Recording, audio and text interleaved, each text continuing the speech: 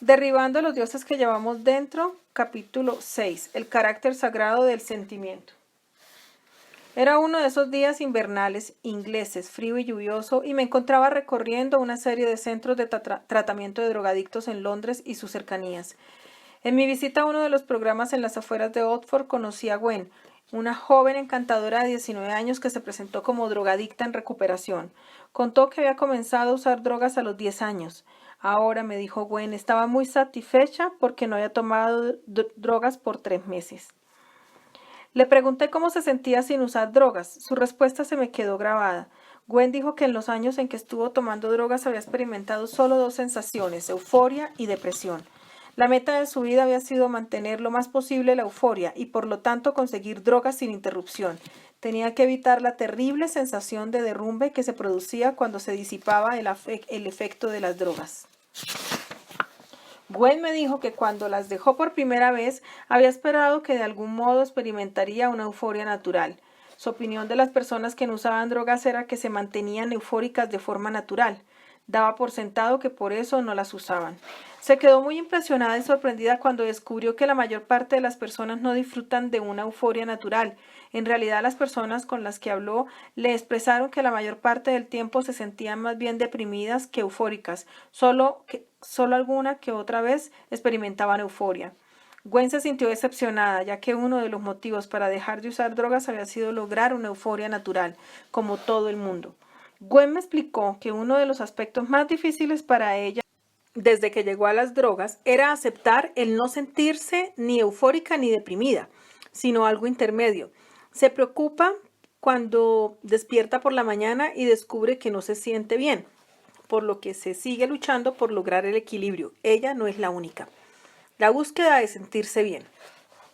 Sentirse bien se ha convertido en el valor predominante en nuestra cultura. En el afán por revivir el romanticismo del siglo XIX y el reduccionismo psicológico del XX, los sentimientos se han convertido en una preocupación fundamental de casi todo el mundo. En realidad, hemos desarrollado lo que se puede describir como la moralidad del sentimiento. Si me siento bien, entonces estoy bien. Si me siento mal, entonces estoy mal. Nuestra sociedad ejerce una presión sutil pero persistente para que vivamos con un sentido de euforia que debemos lograr a cualquier precio. Nuestra preocupación primordial no son el deber ni la obligación. Es ¿qué tengo ganas de hacer? ¿Qué me hace feliz? Por ejemplo, le pregunté a un adolescente si había hecho sus tareas de la escuela y me contestó, las haré cuando sienta deseo de hacerlas. La verdad es que muchas de las cosas que tenemos que hacer en la vida no tenemos ganas de hacerlas, pero hay que hacerlas de todos modos. El deseo de sentirse bien, o lo que llamo el carácter sagrado del sentimiento, tiene diversas manifestaciones en nuestra cultura. La dependencia del sentimiento. Permítame demostrar lo que llamo inclinación a buscar experiencias eufóricas. Es sencillamente el deseo de experimentar una euforia natural. Se le da prioridad al sentirse bien porque se presupone que es bueno. Jacob era un destacado ejecutivo. De aspecto meticuloso, se jactaba de estar en excelente condición física. Cuidaba mucho la dieta, hacía ejercicios con regularidad y seguía todas las modas posibles en materia de salud. A medida que envejecía ya no le resultaba tan fácil mantener la disciplina, por eso se esforzaba todavía más.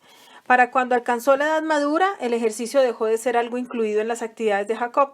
Por el contrario, se convirtió en el significado de su vida. Su dedicación a la salud se volvió obsesiva. Con fanatismo se aseguraba de que todas las comidas se prepararan teniendo en cuenta la nutrición y tenía sumo cuidado de que no entrara nada en su cuerpo que no tuviera algún efecto nutritivo. Sucedió que estando de vacaciones fuera del país se enfermó de gripe aguda. Como sucede a menudo, la gripe lo hizo sentirse deprimido como consecuencia de la postración. Fue una depresión benigna que no requirió medicamentos. Sin embargo, Jacob se angustió porque no llegaba a sentirse en forma. Se enojó consigo mismo y se sintió frustrado por completo por no sentirse bien. Fue a ver un médico tras otro, tomando uno y otro antibiótico y también otros medicamentos que lo hicieron volver a sentirse bien. Le expliqué que esa clase de depresión benigna se producía de forma natural después de una enfermedad y que dentro de algún tiempo volvería a sentirse mejor. Jacob no se convenció, quería sentirse mejor de inmediato. Este es un ejemplo de un sentirse bien que equivale a un pseudodios. Lo mismo ocurre en personas que participan en programas de ejercicios. Todos sabemos que el ejercicio beneficia a las personas. Después de realizar ejercicios vigorosos, experimentamos una descarga de endorfinas, que equivale a una euforia natural. Como consecuencia, algunos se obsesionan y van más allá de cualquier límite físico razonable con tal de lograr esa sensación eufórica. El aburrimiento forma parte de la vida. Los adultos tienen que enfrentarse con sus sentimientos todos los días. Los padres se quieren asegurar de que la vida de sus hijos será mejor que la que ellos tuvieron. Cuando nuestros hijos dicen estoy aburrido, nos sentimos culpables, nos sentimos responsables de sus sentimientos. Y esto es una carga muy grande. Entre otras cosas, ellos olvidan con facilidad, aunque los hayamos llevado a Disney World en junio, para septiembre ya están aburridos y entonces pensamos que no hemos hecho lo suficiente para ellos. Los hijos reflejan los sentimientos de los adultos de muchas maneras. Es agradable saber que nos han invitado a cenar, porque cuando hay algo en nuestra vida que deseamos que suceda, ésta asume un nuevo cariz y nos sentimos animados. El peligro en tratar de satisfacer esta clase de experiencias eufóricas es que cuando no tenemos nada interesante que hacer, sentimos una tediosa depresión. Cuando los hijos se quejan de que se aburren, debiéramos decirles simplemente sí, claro, tienes razón, papá y mamá también se sienten así. La vida a veces es aburrida. Por esto, esta noche, como no tenemos nada que hacer, nos vamos a aburrir juntos. Si supiéramos enfrentarnos con nuestros sentimientos de aburrimiento, aceptándolos con la misma facilidad con la que aceptamos sentirnos bien, me parece que el aburrimiento perdería la capacidad de alterarnos. Sin embargo, tanto los jóvenes como los adultos tenemos la tendencia a buscar experiencias estimulantes. En extremo de esta tendencia es el uso de drogas. Lo analizaré luego cuando hable de la adicción en el capítulo 7. Ir de compras, comer y arriesgarse. Para muchos, gastar dinero los hace sentir bien, por lo menos en el momento. Como me dijo una vez una señora, cuando me disgusto por algo, echo mano de mis tarjetas de crédito. Una tarde en el centro comercial me hace sentir como nueva. Esto no es una característica puramente femenina, sino una tendencia común a todos. A veces compensamos nuestros sentimientos de dolor o depresión comprando cosas. También se emplea la comida con el mismo fin. Cuando se sienten desanimados, algunos comen opíparamente, la mayoría de las veces devorando azúcares, chocolates u otros alimentos con carbohidratos. Comer se convierte en solo otra forma de llenar el vacío. También se pueden escoger otras formas más audaces de levantar el ánimo. Quizá lanzarse en paracaídas, saltar con una cuerda atada al tobillo o escalar cimas peligrosas. Son formas de satisfacer nuestra necesidad de vivir experiencias intensas. En un sentido muy real, este tipo de experiencias pueden ayudar a superar sentimientos de insignificancia o insuficiencia. Hace poco unos adolescentes fueron a ver una película en la que uno de los actores se acostaba en medio de una autopista y trataba de evitar que el tránsito lo atropellara. Por razones que solo él supo, uno de los muchachos que vio la película decidió intentar la misma hazaña. Ante la mirada aterrorizada de sus amigos, un vehículo lo arrolló. Murió instantáneamente. El impulso a buscar experiencias intensas es tan poderoso que hace que la realidad se vea en forma ilusoria. Nos sentimos tan hipnotizados por la euforia que se nos promete que olvidamos calcular el costo. Los jóvenes son sobre todo susceptibles a esto. Enamorarse del amor. Las relaciones son una de las formas más comunes que empleamos para sentirnos bien. El amor romántico es, sin duda, uno de los pseudodioses dominantes en la sociedad actual. Los sentimientos que genera el amor romántico se asemejan al sentimiento del lazo afectivo que el niño experimenta poco después de su nacimiento cuando su madre lo toma en brazos. En esa fase inicial hay una fusión entre la madre y el niño, como analicé antes. En la mente del bebé, él y su madre son uno solo. El mismo sentido de fusión ocurre en el amor romántico. Es como una euforia química. Como flotar en las nubes. Es una sensación que describimos como un salto en la boca del estómago. El amor romántico es un fenómeno muy poderoso. Sin embargo, incluso en la mejor relación se da en algún momento cierta despolarización. Es inevitable. El sentimiento de fusión se desmorona y nos replegamos en nuestra individualidad. La rosa pierde el aroma, se acaba la luna de miel. En ese momento tenemos que tomar la determinación de amar. M. Scott Peck, en su libro La senda menos transitada, define el amor como la voluntad de extender el yo para que nutra y haga crecer espiritualmente a otro. En cuanto comienza a desvanecerse el entusiasmo inicial, nos preguntamos si de verdad seguimos enamorados. El sentimiento de amor se disipa y entonces tenemos que tomar una decisión acerca del amor, independientemente de nuestros sentimientos. Cuando ocurre esto, nos sentimos deprimidos o desanimados. Experimentamos lo que me parece como una especie de respuesta depresiva, semejante a la del niño, que se da cuenta de que se va separando de su madre. Si las personas no están dispuestas a querer amar, siguen buscando otra euforia en una nueva relación romántica. Muchos emplean los enamoramientos románticos continuos como defensa ante una sensación de insuficiencia o como antídoto para la depresión. Como un cuento de hadas, el amor romántico genera una especie de pensamiento mágico. Sentimos que con una relación romántica nos convertimos en la persona que siempre quisimos ser. Lamentablemente, después de la despolarización nos sentimos perdidos. Cuando se derrumba ese pseudodios, las personas se pueden sentir muy heridas e incluso destrozadas. Desde la época de Romeo y Julieta hemos sabido que el amor romántico es un pseudodios exigente que nos puede conducir a una experiencia violenta como montar la montaña rusa. A pesar de los peligros, muchos le rendimos culto a ese Dios. El amor romántico es hermoso, pero se convierte en un pseudodios cuando una persona se define solo a partir de él. Como hemos sido hechos a imagen de Dios, hay algo único en cada uno de nosotros, algo especial e individual. Cuando nuestra mente funciona correctamente, nos damos cuenta de que primero somos personas que pueden sentir amor romántico por otra persona. Los problemas surgen cuando solo nos sentimos completos, cuando tenemos una relación romántica. El amor romántico se convierte en un pseudodios cuando le entregamos nuestra identificación de autoridad al amor romántico en sí o al objeto de nuestro afecto. Si renunciamos a nuestro sentido del yo, cuando se acaba una relación amorosa, parece que se acaba nuestra vida. En toda relación humana significativa debiera haber siempre una relación triangular entre la otra persona, Dios y yo, con Dios en el vértice. Cuando no sabemos dirigir el amor que sentimos por otra persona o no estamos en condiciones de dar el amor que la otra persona exige, podemos buscar la ayuda de Dios. Cuando Dios forma parte, Él se encarga de mantener la relación en una perspectiva razonable, equilibrada. Euforia religiosa. Cuando buscamos a Dios es importante distinguir entre el santo totalmente otro y la simple religión. A veces nuestra inclinación a buscar experiencias intensas se manifiesta en la participación en la iglesia.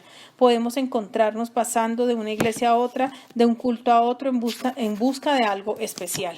Vaya, vaya, qué bien la pasé hoy en la iglesia, dijo alguien. El predicador en realidad predicó, el coro en realidad cantó y tuvimos en realidad momentos muy hermosos. Estupendo, dije sonriendo. ¿Acerca de qué predicó el predicador?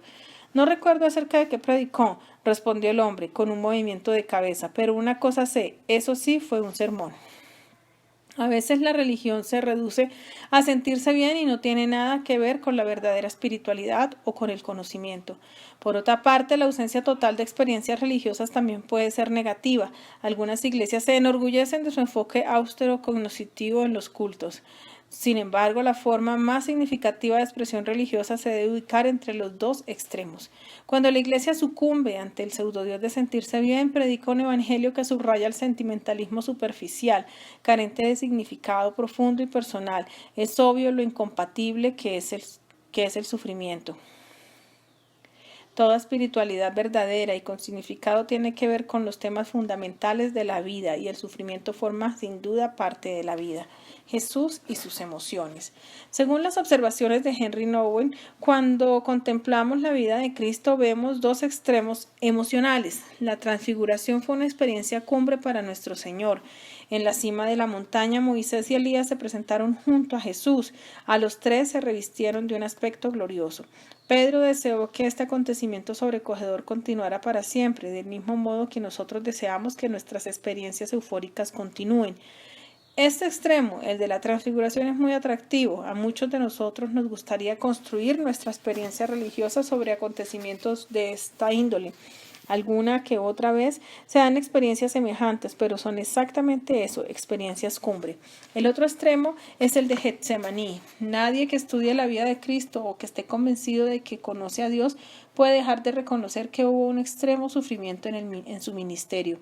En Getsemaní vemos al Señor de la Gloria, el Creador del universo, orar: Padre mío, si es posible, pase de mí esta copa. Postrado, solo en oración y sudando profusamente, se estuvo debatiendo con la posibilidad de que pudiera haber otra forma de redimir al género humano sin tener que sufrir la agonía de la cruz. Por fin aceptó con mansedumbre: no se haga mi voluntad sino la tuya.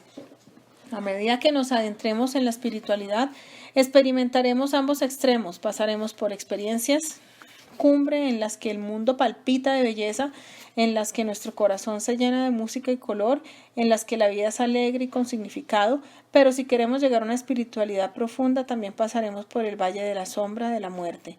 En tiempos tenebrosos nos veremos delante de nuestro Dios desnudos y solos, despojados de nuestras esperanzas y aspiraciones. Diremos la oración de nuestro Señor: Padre, todas las cosas son posibles para ti, aparta de mí esta copa. Esos momentos nunca son fáciles, son dolorosos, son difíciles, pero son parte real y necesaria de la vida espiritual. Rematar al cristiano malherido. Creo que la mentalidad de sentirse bien en lo religioso es culpable de la tendencia en nuestras iglesias y grupos religiosos de rematar al malherido. Se nos acepta bien en la comunión de la iglesia cuando todo nos va bien, pero cuando cometemos un error, experimentamos alguna pérdida o de alguna otra manera ya no encajamos bien en la categoría de sentirse bien, nos dejan de considerar como parte de la congregación. La iglesia ofrece una imagen de felicidad, de que todo va bien. Cuando estamos en problemas parece que no encajamos. Por esto, a veces es la iglesia el último lugar al que acudimos en busca de consuelo, de empatía y de comunidad durante las experiencias dolorosas de la vida. Muchas personas me han dicho que cuando sus hijos se drogaban les resultaba muy difícil convivir con otros creyentes. Sentían que los demás no iban a entender su situación y que de manera implícita los estaban castigando por haber fracasado como padres. Lo mismo sucede en el caso de los que se divorcian. Después del divorcio sienten que ya no pueden continuar en la iglesia porque no son aceptados. En otras palabras, no ofrecen la imagen correcta y su presencia va en contra de la necesidad que tienen las personas de sentirse bien. Edna era una muy buena cristiana. Su esposo, también creyente, estuvo sufriendo de depresión por mucho tiempo, aunque participaba de manera muy activa en la iglesia. Pero con el tiempo cayó en un estado de depresión muy fuerte y se suicidó. Después de la muerte de su esposo, Edna supuso que sus hermanos creyentes acudirían a apoyarla, ya que su difunto esposo había participado tan activamente en la iglesia. Para su sorpresa descubrió que encontraba más consuelo y apoyo entre los no creyentes, entre sus hermanos. Esto la dejó muy perpleja. No podía entender en sus momentos de dolor por qué esas personas con las que se había reunido con tanta regularidad no podían proporcionarle la clase de consuelo y apoyo que necesitaba. La depresión es uno de los sufrimientos más profundos de la vida. Es una enfermedad física y quienes la sufren a veces se suicidan. No es que sean malos o incapaces, sencillamente están enfermos. Creo que las personas que pasan por estados de ánimo dolorosos, que procuran tomar las medicinas que se les recetan y vivir de manera positiva, se encuentran frente a una empresa indescriptible cada día. Creo que en el más allá habrá una recompensa mayor para las personas que han trabajado en el campo misionero de su propia depresión, que para quienes logran grandes resultados en otras esferas de la vida. Cuando se le pidió a nuestro Señor que acompañara a María y a Marta en Betania, habló del dolor de ellas con total empatía, aunque era el Dios del universo. Antes de resucitar a Lázaro de entre los muertos, la Biblia dice que Jesús lloró en Juan 11:35. Con esas lágrimas se identificó con el dolor de María y de Marta, participó de su aflicción. ¿No es esta la adecuada resonancia de la vida, alegrarse con los que se alegran y llorar con los que lloran? ¿No es acaso la verdadera empatía el fundamento de la comunidad que apoya, alienta y nos conduce hacia un significado más profundo? La culpa como ídolo. Aunque el querer sentirse bien motiva poderosamente, otras emociones también pueden monopolizar nuestra vida y despojarnos de nuestro valor, significado e identidad. Otra manifestación del pseudodios del sentimiento es la culpa, destructiva o negativa. A una persona le puede resultar posible acomodarse tanto a sus sentimientos de culpa que la culpa se convierte en su razón de ser. Este es un proceso muy común entre personas que tienen convicciones religiosas fuertes. Algunos fallos son socialmente perdonables en círculos eclesiásticos, otros otros no. Cuando una persona falla en la esfera sexual, por ejemplo, experimenta una poderosa sensación de culpa. Como consecuencia, la persona se siente abrumada y esto lo puede conducir a dejar una iglesia o puede producirle la pérdida de interés por la familia. El sentimiento de culpa por fallos sexuales puede producir depresión. La persona culpable mantiene la angustia y el dolor mediante una especie de penitencia crónica. Debo aliviar mi culpa haciéndome sufrir. El sentimiento de culpa es sobre todo fuerte debido a la discrepancia entre nuestro yo real y nuestro nivel esperado de desempeño. En la esfera religiosa, esto quiere decir que hay una ruptura entre cómo vivimos de hecho y cómo aspiramos vivir. La culpa genera confusión interna cuando no se consigue vivir de acuerdo con el propio ideal de fe o tradición. Todas las personas, sean creyentes o no, parecen tener ciertas normas según las cuales miden su desempeño y conservan el amor propio. Cuando se falla en uno de estos aspectos, las consecuencias pueden resultar destructoras. Independientemente de cuál sea nuestro fallo, tenemos que querer recibir el perdón de Dios y perdonarnos a nosotros mismos. La espiritualidad madura requiere destronar la culpa y los sentimientos de amargura, ya que reconoce el perdón total que otorga el amor de Dios. Esto implica despojarnos de nuestros sentimientos negativos todos los días ante la cruz y permitir que la gracia de Dios llene la brecha existente entre los niveles real e ideal de la vida. Se nos estimula a que seamos amables y compasivos unos con otros, perdonándonos mutuamente como Cristo nos ha perdonado. Efesios 4:32. Adorar al Dios del temor. El temor es una de las emociones más predominantes en la sociedad actual. En realidad, alguien ha dicho que nos motiva más las cosas que tememos que las que amamos. El temor se ha convertido en un poderoso pseudodios que nos quita nuestro sentido de compromiso y valor para utilizar los talentos y la potencialidad que tenemos. El temor suele relacionarse con el tipo de experiencias dolorosas que hayamos tenido. Por ejemplo, es natural que deseemos ser amados. Todos buscamos el amor, pero en muchos casos donde creemos encontrar amor hallamos dolor. Esto no nos sorprende, ya que sabemos que la vida está herida. El amor y el dolor se yuxtaponen en nuestro corazón. En consecuencia, se desarrolla una especie de situación protectora. Cuando comenzamos a pensar que nos gustaría que nos amaran y que pudiéramos expresar amor, recordamos que resultamos lastimados cuando pensamos que nos amaban. Por esto retrocedemos y resistimos al amor a fin de no volver a sentir dolor. Cuando resistimos al amor, en realidad nos trasladamos de la casa del amor a la del temor. Vivir en la casa del temor. En la casa del temor nos enfrentamos con temor al crimen, al colapso económico, a las drogas, temor a que no les vaya bien, a nuestros hijos, temor a que quizá no tendremos recursos para cuidar de nuestros hijos, temor a la enfermedad. La lista es interminable. Debido a la televisión, a la radio, a los medios noticiosos, a las películas, a las novelas y a las cintas de video, casi a cada segundo del día nos encontramos con nuestros temores. ¿Qué significa vivir en la casa del temor? Significa que en alguna esfera de mi inconsciente he decidido dejar de vivir con la esperanza del amor. Para lograr esto encuentro innumerables formas de evitar el amor. Sally dijo que cuando su esposo se divorció de ella, se sintió tan destrozada que, aunque decidió seguir adelante, de alguna forma sentía que iba a dejar de vivir. Con el paso de los años se desempeñó bien en el trabajo y fue a la iglesia, pero el gusto por la vida se ha disipado. Funcionaba con el piloto automático. En la casa del temor tenemos la tendencia a cuidarnos la espalda porque no tenemos confianza. Hemos aprendido que cuando confiamos salimos lastimados. Por esto tratamos de ponerlo todo a prueba.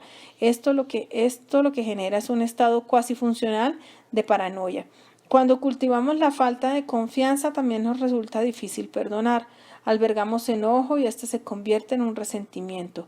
Cuando se convierte en resentimiento moviliza a otros sentimientos negativos como el temor y el dolor.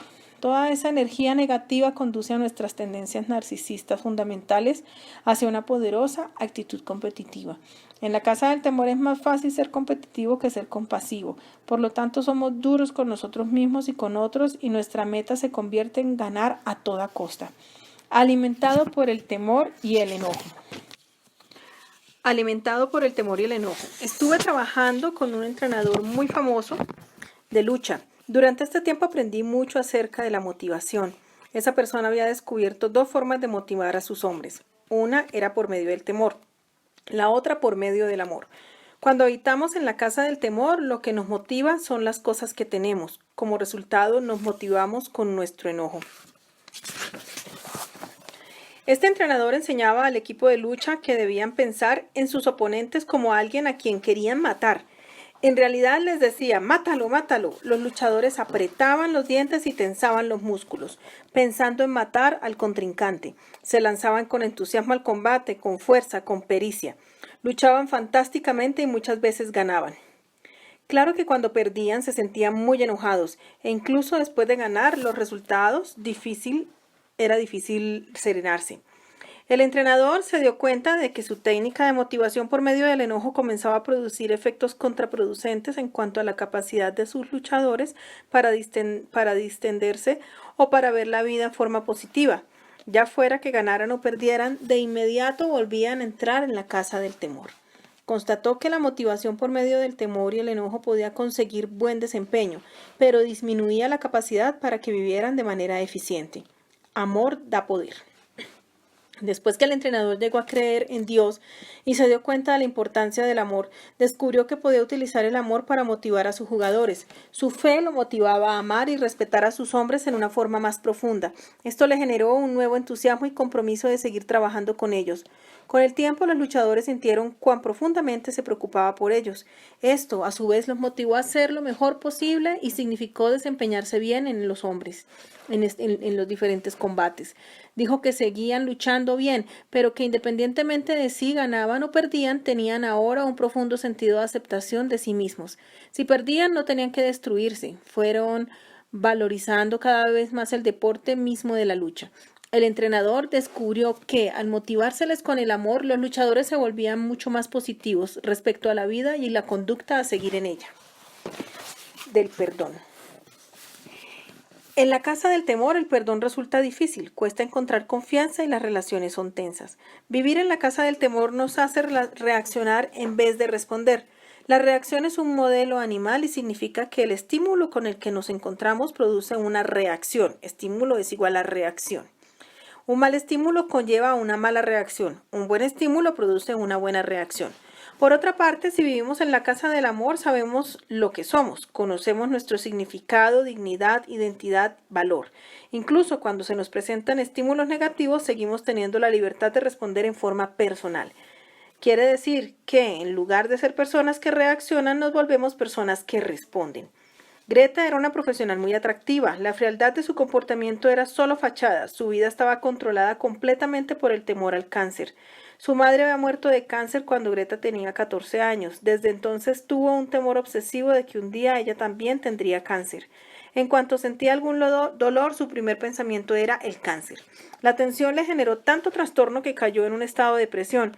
La operaron varias veces y vivía con temor a cualquier malestar físico. Vemos en esta conexión poderosa, a los 14 años, Greta recibía un gran apoyo de su mamá y de su familia. De repente su mamá descubrió que tenía cáncer y desapareció por completo de la vida de la jovencita. La pérdida fue asoladora. Donde Greta había esperado amor, recibió dolor. En cierto sentido, Greta se trasladó de la casa del amor a la casa del temor. Con el tiempo, Greta avanzó todavía más hacia ese tipo de depresión clínica. En las sesiones de terapia, Greta vio que estaba rindiendo culto en el altar del pseudodios del temor. Se dio cuenta de que no se había concentrado lo suficiente en su fe, ni la había desarrollado. Sus sesiones conmigo no fueron solo psicológicas. Visto desde una perspectiva judeocristiana, tenía que lograr que su temor al cáncer dejara paso a su fe en Dios. Si no lo lograba, su temor al cáncer sería la fuerza que la controlaría por el resto de su vida. Temeroso de la propia condición indefensa. Otra consecuencia de vivir en la casa del temor es que muchos de nosotros tenemos dificultad en experimentar ciertos sentimientos, sobre todo cuando estamos heridos. La madre de Eduardo tuvo de niña una enfermedad mental. A él le fue muy doloroso ver a su madre enferma. Eduardo se sintió indefenso y triste, sintió que no tenía futuro. Su madre desaparecía por temporadas de 6 meses y veía que su padre lloraba. Esto le partía el corazón, vivía bajo una pesada carga de tristeza. Unos años después, salir buscando solución a sus propios problemas familiares, me di cuenta de que siempre que se producía una situación que lo hacía sentirse indefenso, Eduardo se aterrorizaba. En otras palabras, protegía su condición indefensa con el temor a esa misma condición. Este es un fenómeno común. Aunque no me gusta catalogarlo en función de género, encuentro que los hombres tendemos a temer mucho más a la condición indefensa. No nos gusta sentirnos indefensos y por esto usamos el temor, el enojo, la adicción o la sexualidad desenfrenada para bloquear nuestros sentimientos. El hecho es que si no sabemos hacerle frente a estos sentimientos, nadie nos podrá ayudar. Es importante que aceptemos nuestra condición de indefensa propia, que se la presentemos a Dios para permitirle que Él sea fuerte donde nosotros somos débiles. Cuando se lo permitimos, recibiremos de Dios sanidad constante de nuestra situación. Pero cuando ocultamos nuestro dolor, nuestra condición indefensa y nuestra inseguridad, nos encontramos a merced de nuestro yo narcisista, herido y falso, con su anhelo insaciable de validación y anestesia. En el capítulo siguiente examinaré con más detalle algunos otros ídolos emocionales a los que rendimos pleitesía, es decir, otras manifestaciones del carácter sagrado del sentimiento. En lugar de darnos fuerza, estos dioses falsos nos debilitan aún más, controlan nuestra vida y nos quitan la paz. Debemos querer derribarlos o nos destruirán cuanto menos lo esperamos, dejándonos más asolados de lo que jamás creímos